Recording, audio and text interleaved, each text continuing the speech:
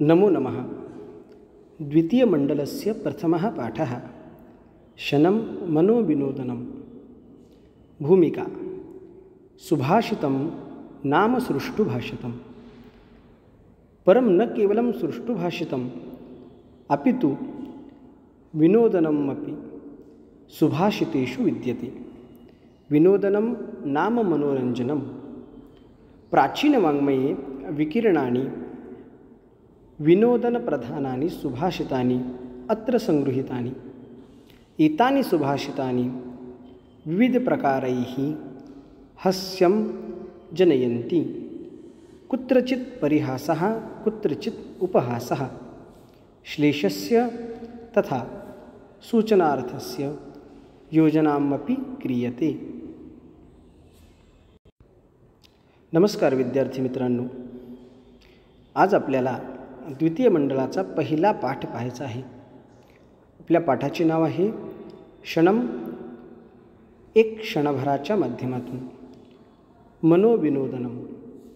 मनाला आनंद देणारं, विनोद करणारं सुभाषित म्हणजे चांगलं बोलणं, सुष्ठुभाषितम।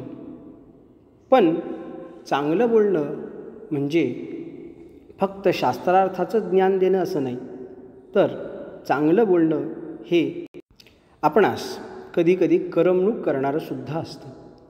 आणि प्राचीन वाङ्मयामध्ये अशी काही विनोदप्रधान सुभाषितं आपल्याला पाहायला सापडतात।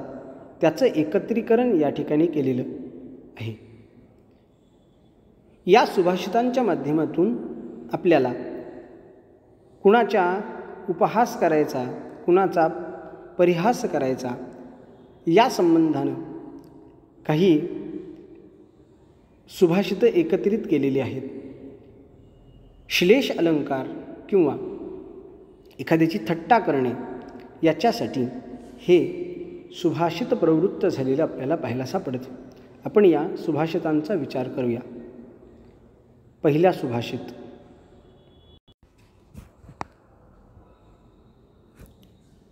उष्ट्राणां च विवाहेषु गीतं गायन्ति गर्दभाः परस्परं प्रशंसन्ति अहो रूपम् अहो ध्वनि। एतत् सुभाषितम् अनुष्ठुपछन्दस्य।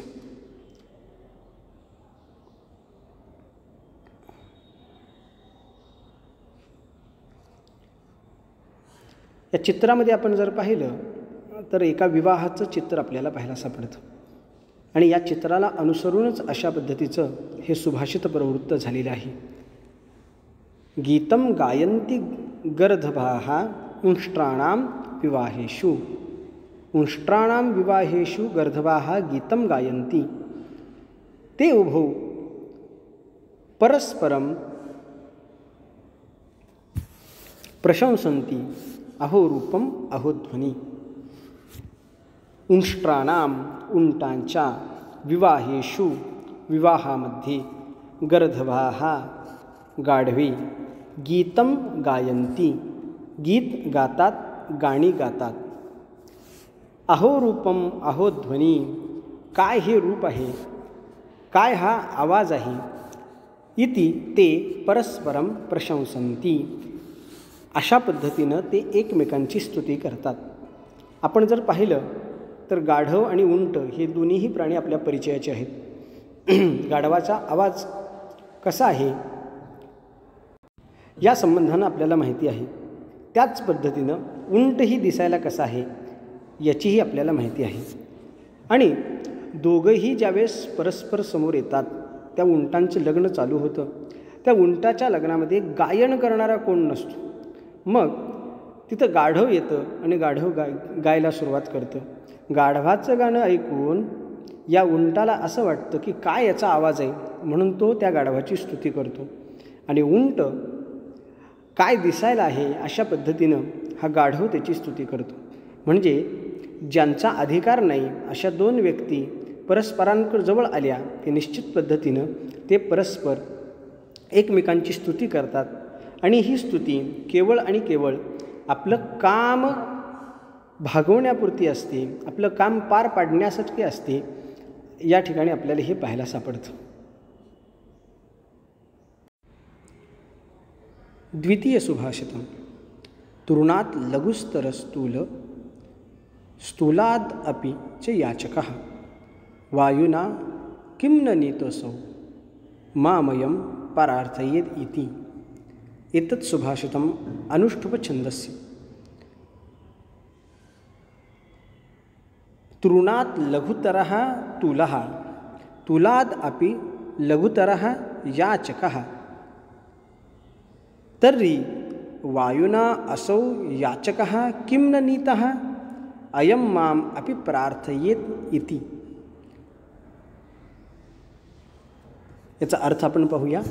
तृणात गवतापेक्षा लघुत्तर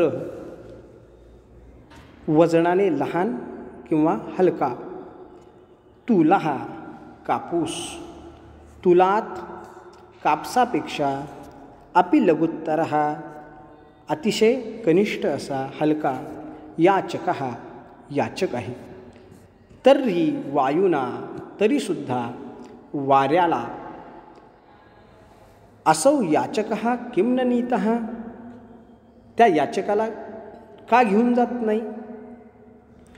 अयम माम अपि प्रार्थयेत इति. तो वाऱ्याला सुद्धा काहीतरी मागेल म्हणून वारासुद्धा त्यांना कुठं घेऊन जात नाही. विचार केला तर याच्यामध्ये याचकाच्या संदर्भानं कनिष्ठतेचा भाव प्रकट केलेला पाहायला सापडतो. याचक कसा आहे तर याचक अत्यंतिक कनिष्ठ आहे असं या ठिकाणी सांगितलेलं आहे. ज्यावेळेस वारा व्हायला लागतो त्यावेळेस ते आपल्यासोबत गवतांच्या काड्यांना घेऊन जातो. त्या गवतांच्या काड्यापेक्षाही हलकं काय आहे तर कापूस त्याहीपेक्षा हलका आहे. आणि कापसापेक्षा जर हलका कोण असेल तर तो याचक आहे असं या ठिकाणी वर्णन केलेलं आहे. परंतु वारा मात्र या कापसापेक्षाही हलक्या असणाऱ्या याचकाला घेऊन जात नाही. कारण याचकाला जर त्याने उचललं आणि तो जर घेऊन चालला तर याचक त्याच्याजवळसुद्धा प्रार्थना करेल की बाबा मला इथं नेऊन सोड, मला इथं जायचं आहे, तू नेतोस आहेस तर अमक्या अमक्या ठिकाणी मला नेऊन सोड, अशा पद्धतीची याचना तो त्याच्याकडे करेल. म्हणून या असणाऱ्या याचकाला वारासुद्धा वाहून नेत नाही अशी या पद्धतीनं याचकाची थट्टा केलेली आपल्याला पाहायला सापडते. ठीक आहे. आता पुढच्या श्लोकाकडे आपण वळूया. तिसरा श्लोक. भो दारिद्र्य नमस्तुभ्यं सिद्ध्योऽहं त्वत्प्रसादतः पश्याम्यहं जगत्सर्वं न मां पश्यति कश्चन. दारिद्र्यामध्ये असणाऱ्या त्या व्यक्तीची या ठिकाणी अवस्था प्रगट केलेली आपल्याला पाहायला सापडतं. कवीही वदती भो दारिद्र्य तुभ्यं नमः अहं त्वत्प्रसादां सिद्धः जातः यत् अहं सर्वं जगत् पश्यामि किंतु मां कश्चन न पश्यति.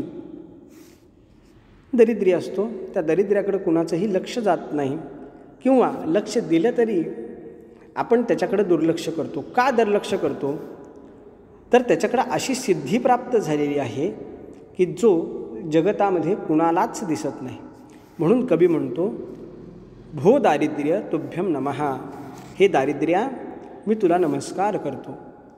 अहम त्वत्प्रसादात सिद्धः जातः. तुझ्या कृपाशीर्वादामुळे तुझ्या प्रसादामुळे मला एक सिद्धी प्राप्त झालेली आहे. कोणती सिद्धी आहे ती तर तो सांगतो यत् अहं सर्वं जगत पश्यामि. मी सगळ्या जगताला पाहू शकतो. किंतु कश्चन माम न पश्यामि. परंतु कुणीही मला पाहू शकत नाही. याचा जर आपण अर्थ पाहिला तर अर्थ असा आहे. एक कवी म्हणतोय हे दरिद्र्या मी तुला नमस्कार करतो. त्या दारिद्र्याला नमस्कार करण्याचं कारण काय तर सांगतो तुझ्या कृपाशीर्वादामुळं मी सिद्ध झालेलो आहे. कारण सगळे मला पाहू शकतात तरीसुद्धा मी कुणाच्याच नजरेला येऊ शकत नाही. का येऊ शकत नाही कारण मला सिद्धी प्राप्त झालेली आहे. मी सर्वांना पाहू शकतो पण कोणीही मला पाहू शकत नाही. ही जी अवस्था सिद्ध झालेली आहे हे दारिद्र्या फक्त आणि फक्त तुझ्यामुळं झालेली आहे. म्हणून मी तुला नमस्कार करतो. जगतामध्ये जर आपण विचार केला तर निश्चित पद्धतीनं ज्याच्याकडं संपत्ती आहे, ज्याच्याकडं अर्थ आहे, त्याची स्तुती केली जाते. त्याच्या संबंधानं प्रत्येकाच्या मनामध्ये एक मानाची भूमिका असते. म्हणून वर्णन करतात, सर्वे गुणाः कांचनम आश्रयंती. सगळे जे गुण आहेत ते सोन्याच्या मध्ये निवास करतात. म्हणजे काय, एखादा व्यक्ती जर समजा ज्ञानी नसेल तरीसुद्धा त्याला मोठेपणा दिला जातो. कशामुळं दिला जातो, तर फक्त आणि फक्त केवळ त्याच्याकडं पैसा आहे म्हणून त्याला मोठेपणा दिला जातो. परंतु दरिद्री असणाऱ्या त्या कवीला किंवा दरिद्रता प्राप्त झालेल्या एखाद्या व्यक्तीला तो मोठेपणा ज्ञान असूनही मिळत नाही. त्याच्याकडं मुद्दामून लोक दुर्लक्ष करतात, कारण तो दरिद्री आहे म्हणून. आणि म्हणून ती दरिद्र अवस्था जी प्राप्त झालेली आहे कवीला, त्या कवीला त्या दरिद्री अवस्थेच्या संदर्भानं जे मनामध्ये भाव प्रगट झाला ते उपहासात्मक पद्धतीनं मांडलेलं आपल्याला पाहायला सापडतं. त्या दरिद्री अवस्थेमुळं सिद्धी प्राप्त झाली. कशाची सिद्धी प्राप्त झाली, तर न दिसण्याची सिद्धी प्राप्त झाली. अशा पद्धतीनं उपहास केलेला आपल्याला पाहायला सापडतो. ठीक आहे. अद्यापि दुर्निवारं स्तुति कन्या वहति कौमारं सद्भ्यो न रोचते सा संतोपस्यो न रोचन्ते. स्तुति नाम कन्या अद्यापि दुर्निवारं कौमारं वहति. किं सा कौमारं वहति, यतः सा सदव्यः न रोचते, अस्यो अपि असन्तः न रोचन्ते. स्तुती नावाची एक कन्या आहे. ती अजूनही निवारण करण्यास कठीण असणारं अशा स्वरूपाचं कौमार्य वाहत आहे. म्हणजे स्तुती नावाची जी कन्या आहे तिला अजूनही इच्छित वर प्राप्त झालेला नाही. तिचं लग्न अजून झालेलं नाही. का झालं नाही, तर त्याचं वर्णन करताना सांगितलं की समाजामध्ये दोन प्रवृत्तीची लोक आहेत. एक सज्जन लोक, संत प्रवृत्तीची लोक, आणि दुसरे दुर्जन असंत प्रवृत्तीची लोक आहेत. तर दोन्हीपैकी कोणाशी विवाह करावा याच्या संबंधानं ज्यावेळेस समोर निर्णय करायची गोष्ट आली त्यावेळेस संतांना ती आवडत नाही आणि तिला संत असंत आवडत नाहीत. म्हणजे सज्जनांना स्तुती आवडत नाही आणि दुसरं दुर्जनांना मात्र ती आवडते, परंतु तिला मात्र दुर्जन आवडत नाहीत. अशा पद्धतीचा भाग आहे. म्हणजे स्तुती ही अजूनही कुमारिका स्वरूपाची आहे. तिचं अजूनही लग्न झालेलं नाही. सज्जन लोक स्तुती करून घेत नाहीत, परंतु दुर्जनांना स्तुती आवडते, परंतु दुर्जन लोकांची स्तुती कोण करत नाही. असा भाग या ठिकाणी आपल्याला पाहायला सापडतो. पुढच्या श्लोकाचा आपण विचार करूया. अनेक समास आहेत आणि या अनेक समासांना एकत्रित करून अशा पद्धतीचा एक श्लोक तयार केलेला आहे. द्वंद्वोहम द्विगुरुक्तेहम मद्गृहे नित्यम अव्ययी भावः तत्पुरुष कर्मधारेय येनाहम स्याम बहुव्रीहि. आर्या छंदस्य एतत् सुभाषितं विद्यते. सुभाषितकारः किं वदति, हे राजन, अहम द्वंद्वो अहम द्विगुः अपि मम गृहे नित्यम अव्ययी भावः त्वं कर्मधारणं कुरु येन अहम बहुव्रीहि स्यात्. आपण जर पाहिलं तर याच्यामध्ये सगळ्या समासांची नावं एकत्रित केलेली आहेत. द्वंद्व असेल, द्विगु असेल, अव्ययी भाव असेल, तत्पुरुष असेल, कर्मधारय असेल किंवा बहुव्रीही असेल. ज्यावेळेस कवी राजाकडे जातो त्यावेळेस त्या राजाच्या दरबारामध्ये वतनावर असणारे सगळे त्याचे मित्र त्याला दिसतात. त्या मित्रांच्या समोर राजाकडे धन कसं मागावं हा एक प्रश्न त्याच्या मनामध्ये निर्माण होतो आणि मग तो अशा पद्धतीचा एका श्लोकाची गुंफण करतो. सहा वदती हे तत्पुरुष अहम द्वंद्वः आवाम द्वौ स्वः पतिः पत्नी च अहम द्विगुः केवलम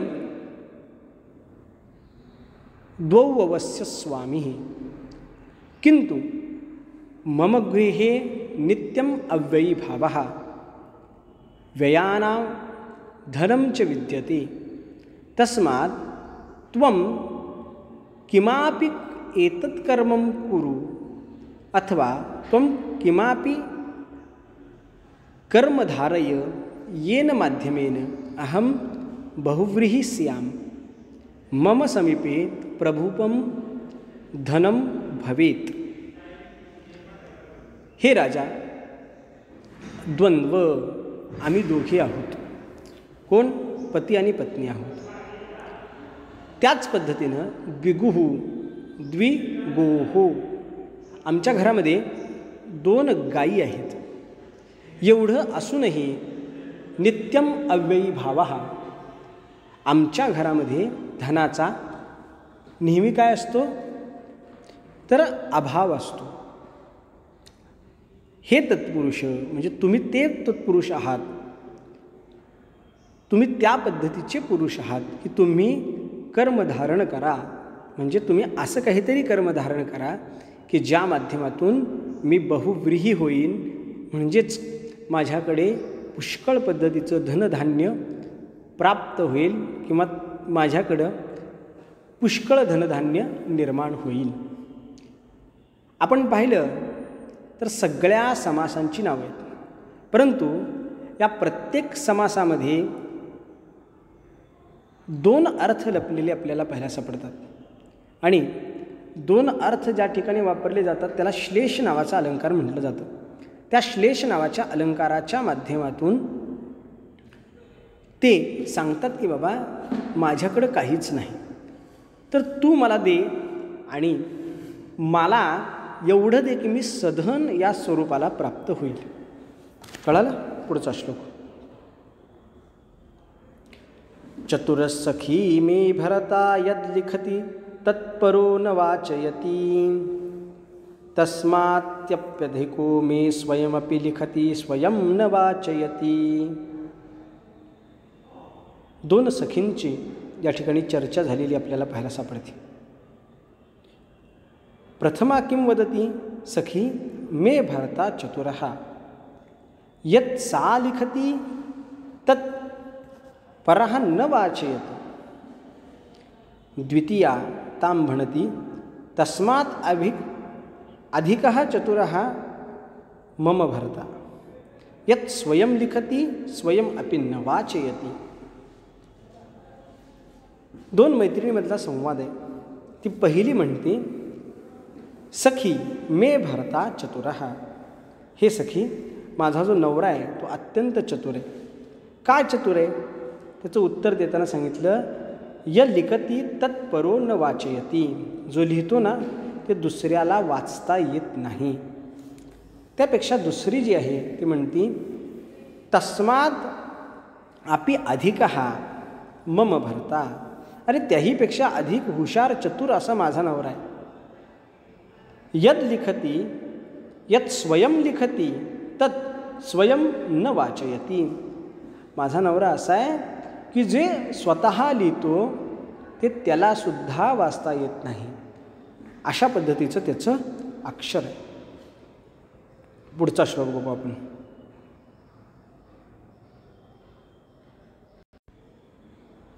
वासं प्रधानं खलु योग्यताया वासो विहीनं विहजाति लक्ष्मीः पीताम्बरं वीक्ष्य ददौ स्वकन्यां दिगंबरं वीक्ष्य विषं समुद्रः. उपजाति छंदस्य एतत् सुभाषितम्. वासः प्रधानं खलु योग्यताया. या जर माणसाच्या योग्यतेचं प्रमाण काय असेल तर ते कपडे आहेत हे या श्लोकाच्या माध्यमातून सांगितलेलं आपल्याला पाहायला सापडतं. योग्यतायाः वासं प्रदानं खलु लक्ष्मीः वासो विहीनं विहिजाति. समुद्रः पीताम्बरं वृक्षं स्वकन्या ददौ किन्तु दिगाम्बरं वृक्षः तस्मै विषं ददौ. योग्यतायाः अथवा अपेक्षा वासः प्रधानं खलु. खरोखर या माणसाची योग्यता ठरवण्याचं प्रमाण हे काही कपडे आहेत का. पीतांबरम विक्ष ददौ स्वकन्या.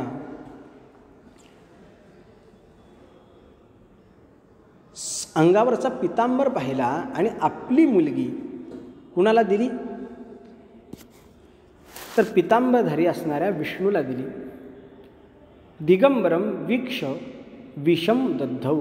आणि दिगंबर म्हणजे अंगावर कोणत्याही पद्धतीचे वस्त्र नाही अशा पद्धतीचं किंवा दिशा हेच वस्त्र आहे हे पाहून त्या शंकराला विष प्यायला दिले.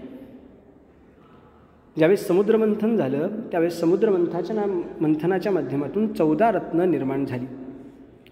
ती 14 रत्नांचा जर आपण विचार केला तर एक एक करता करता करता लक्ष्मी बाहेर पडली.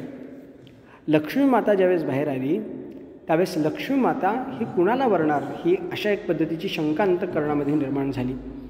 त्यावेळेस सुभाषितकार म्हणतात की दिगंबर असणाऱ्या शंकराला हे विष दिलं आणि सुंदर पितांबर घातलेल्या विष्णूला मात्र आपली कन्या म्हणजे लक्ष्मी दिली. म्हणजे वासम प्रधानम खलु योग्यता. योग्यताया काय आहे तर योग्यताया हा प्रमाणम वासम खलु. खरोखर योग्यतेचं प्रमाण म्हणजे काय आहे तर अंगावर परिधान केलेले कपडे आहेत असं आपल्याला पाहायला सापडतं. आणि जर कपडे चांगले नसतील तर आपल्यापासून लक्ष्मी माघारी जाते अशा पद्धतीचा या ठिकाणी उल्लेख केलेला आपल्याला पाहायला सापडतो. अशा पद्धतीनं एकूण 7 सुभाषित असणारा आपल्याला जो पहिला पाठ आहे तो या ठिकाणी संपूर्ण झालेला आहे. पुढच्या व्हिडिओमध्ये आपण या ठिकाणी असणाऱ्या शब्दार्थांचा किंवा संधी समास विग्रह किंवा जे खाली भाषाभ्यास आहेत त्या भाषाभ्यासाचा विचार करणार आहोत. धन्यवाद.